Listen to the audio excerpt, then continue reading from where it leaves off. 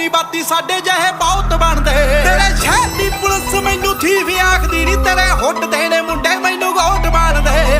ਸ਼ਹਿਰ ਦੀ ਪੁਲਿਸ ਮੈਨੂੰ ਥੀਵ ਆਖਦੀ ਨੀ, ਤੇਰੇ ਹੁੱਟ ਦੇ ਨੇ ਮੁੰਡੇ ਮੈਨੂੰ ਗੋਟ ਬਣਦੇ।